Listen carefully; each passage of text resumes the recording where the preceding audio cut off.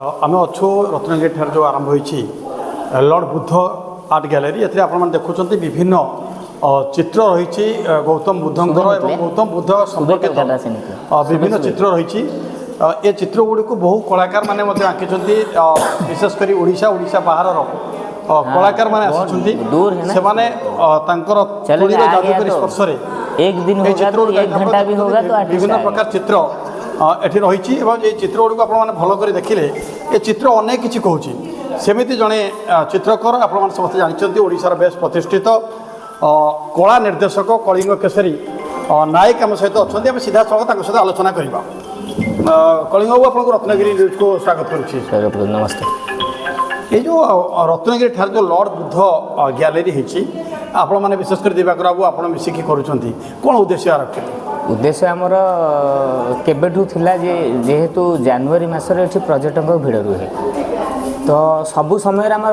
खोला थाए देखिए कि जनवरी मसटा बेसी कहीं आम देखा चाहूँ देखो रूराल एरिया रे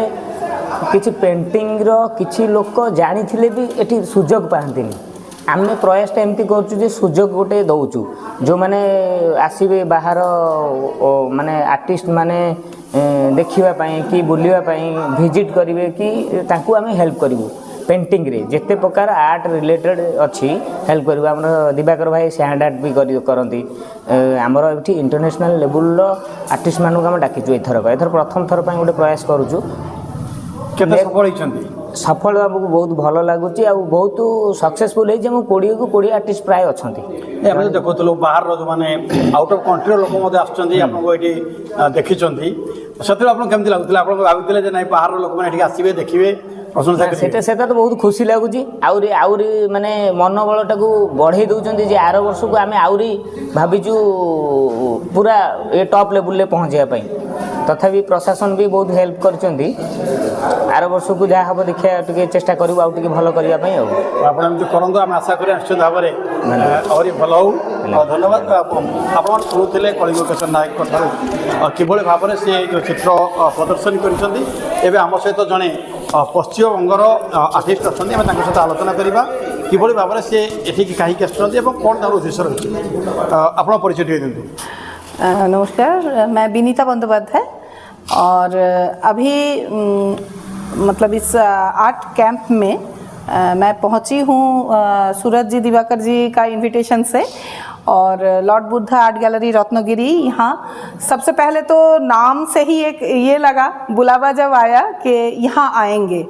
उड़ीसा से मेरा लगाव बहुत है, मतलब उड़ीसा जब भी आती हूँ अभी बात कर रही थी कि ज़मीन से जुड़ा हुआ जो जड़ है वो ज़मीन में रख के उड़ीसा इतना डेवलप किया, सुंदर लगता है। आ रही थी तो जैसे हाई रोड में आ रही हूँ तो लाइट अरेंजमेंट जो है उसमें जो डिज़ाइनल इफ़ेक्ट जो हम लोग खो चुके हैं, बंगाल से मैं आई हूँ कोलकाता, वहाँ डेवलपमेंट हुआ, जियोमेट्रिक डेवलपमेंट हुआ, लेकिन यहाँ आर्ट एंड कल्चर साथ ही साथ चल रहा है। तो इसीलिए ना खुद का एनरिचमेंट के लिए उड़ीसा आना मुझे अच्छा लगता है। देखिए मैडम, ये जो प्राइवेट ऑर्गेनाइजेशन है वो दो आदमी मिल के जो आर्ट गैलरी प्रिपेयर करता है, आप सबको बुलाती है यहाँ से आर्टिस्ट आर्ट करने के लिए, जो दिखाई देता है आपको, इसका फ्यूचर क्या है? असल में जानते हैं, जब हम लोग जंगल में सब पशुओं के साथ जीते थे तब हम लोग आर्ट शुरू किए, तभी हम लोग आज इंसान बने। तो इसी से फ्यूचर पता चलता है। दुनिया कहीं कितना भी अमानविक कितना क्यों ना हो जाए, मानविकता जो है ना हम ही से ज़िंदा रहेगा। बस ये आर्ट एंड कल्चर इसी तरह घुल मिल के कंधे पे कंधा दे के अगर चलता रहेगा ना तो ह्यूमैनिटी जो है वो ज़िंदा रहेगा। लास्टली तो at the end of the day बस हम लोग इंसान हैं ये घोषणा होना चाहिए, तो वो इसी से होगा। आप शुणुले सेमती जड़े चित्रशिल्पी जे कि सुंदर चित्र आंकती और सपरिवार से आसमती आप कह प्रथम कार्यक्रम जो हो रत्नगिरी ठारे यही कार्यक्रम को सफल रूप देवाई जो चेष्टा कर जड़े अच्छा आलोचना करें आप परिचय। मो ना प्रकाश चंद्र नायक मुझे जो गुरु पद्म संभव प्रार्थना समारोह होची तार आम आयोजक मत बहुत खुशी लगिला जे रत्नगिरी भली पृथ्वीर एक ऐतिहासिक एवं कारुकार्य संपन्न जगार गोटे आर्ट गैलरी होती एवं जो आर्ट गैलरी रे देशर विभिन्न जगार से आर्टिस्ट मानक डाकी ओडिशा भी डाकी एवं मत बहुत खुशी लगुच जे जो प्रकार बुद्ध को लेकिन जो प्रकार आर्ट कर यार बहुत भल भविष्य अच्छी वर्तमान जुगरे जिते बड़े कि आम शांति लगी शांति को खोजुचु एवं बुद्धंकर बाणी बर्तमान समस्त मन को छुईची एवं यही आर्ट द्वारा मु निश्चित भाव मु दृढ़ भाव कहीपरि जे आम सारा विश्व को उद्बुद्ध करें लोक ये आर्ट भी किणवे एठिकार आर्ट बाहर जगह को भी जापर एवं आम एग्जिबिशन करें जहाँद्वारा कि आर्टिस्ट मैंने बेसी उत्साहित हेबे दिन को दिन बेसी भल आर्ट करेंगे एवं तांकर जीवन जीविका तांकर उपार्जन भी हो पार बहुत भल पदक्षेप कलिंग नायक को तांकर सांग दिवाकर मल्लिक को से माने जो उद्यमटी करिसेंती बहुत भल एवं आम समस्त सहयोग करवा एवं तांको देशर विभिन्न कोण रे नेकी परिचित करवा एवं आपण जेमती जानते आर्ट रो कोनोसी बाउंड्री न थाए कोनोसी सीमा न थाए कलार तेणु एटा हमको सुजोग दोची आम देशर विभिन्न कोण भी एटिके आर्टिस्ट को डाकी पारिबा एवं तांको द्वारा भी एठी आर्ट करे पारिबा एटा आर्ट रो शिक्षा जो कलार शिक्षा रे एटा गोटे प्रमुख स्थान ग्रहण करिवो मोर एटा दृढ़ विश्वास अच्छे धन्यवाद सर देखते जो गुरु पद्म संभव प्रार्थना कार्यक्रम चलती आम कहीपर कि बुद्धिस्ट मैंने जो आसी समग्र विश्वर केतटा देश ठीक आते संख्यार हाँ वर्तमान प्रथम गुरु पद्म संभव जोटा प्रार्थना समारोह होती सारा विश्वर जेहेतु प्रथम थर हो आम चेष्टा करूँ 8-9टी देश को डाकवा लगे किंतु 17टी देश आसी जहाँ आम रेजिस्ट्रेशन देखीचु आज लाटेस्ट कौन हो मुझे जानी किंतु 1284 रेजिस्ट्रेशन होती एवं जो माने विदेश आसने भी मत लगुच 150 कि 140 सारी भितर थे एक्जाक्ट फिगरटा मुझे कहीपनी किंतु यह हूँ कथा किंतु ता छड़ा भारतर विभिन्न जगार जमती कि हिमाचल प्रदेश आसचंती जम्मू काश्मीर आसचंती भूटान आसचंती नेपाल आसचंती एवं अरुणाचल आसचंती बेंगल आसचंती ओडिशार विभिन्न जगार आसचंती कर्नाटक आसचंती महाराष्ट्र आसचंती एमती विभिन्न जगार आसचंती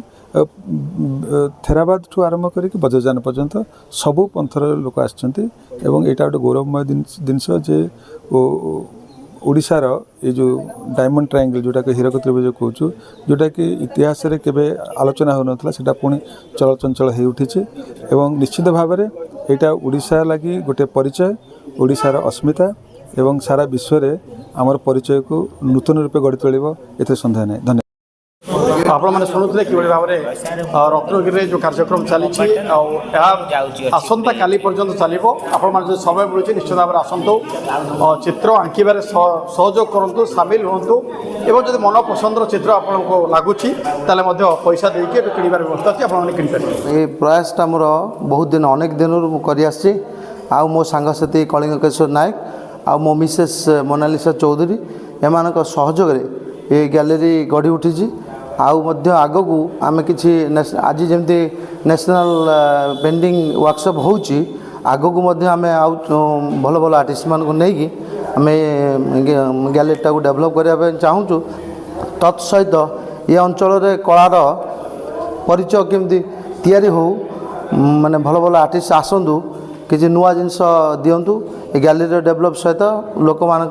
कला पहुँचू यहाँ आमर कामना ये जो पेंटिंग सब लगी आपंकर जो आर्ट गैलरी ये सब आपण मैंने ना कौन आमे मैंने करचु